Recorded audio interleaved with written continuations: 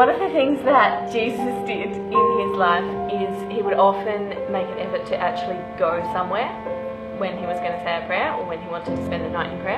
And that's something that I think we really should do a lot more often, and I know I don't do as much as I should, is actually taking the time to go somewhere where you know you're going to be away from distractions, where you know you're going to be focused. And because you physically made the effort to go there, you're more likely to be able to pray without all the distractions and things that might stop you or hinder you otherwise. The number one thing for me to actually get prayer into my life is to make sure I set aside time for it. And I'm sure everyone benefits from just knowing when they're going to do it, where they're going to do it, what they need. You know, do they want to read something first? Do they need to be comfy? If they're lying down in bed, will they just fall asleep? You know, and Jesus did that. He went out into the mountain. He tried to be around people that would lift his thoughts to God.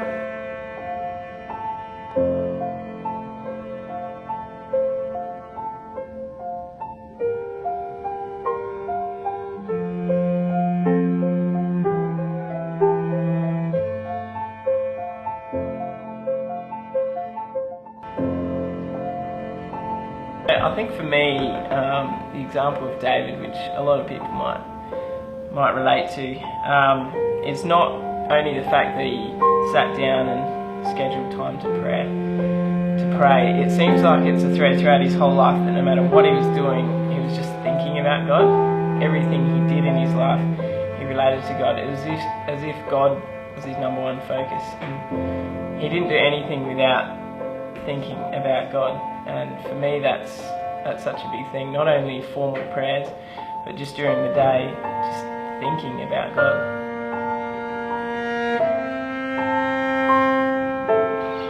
One example is Esther, where she prayed for a good time to meet the king, and then she followed it up. And I think we can pray about a lot of things and just expect them to happen.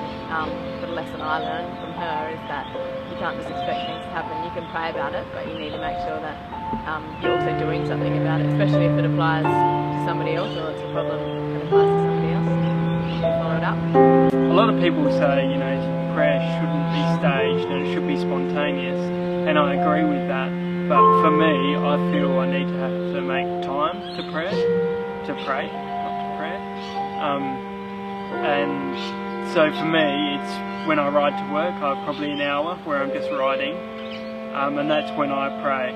And I think the other thing is that you make more time than you need for prayer, because it takes you way longer than you think to get in the mindset for prayer.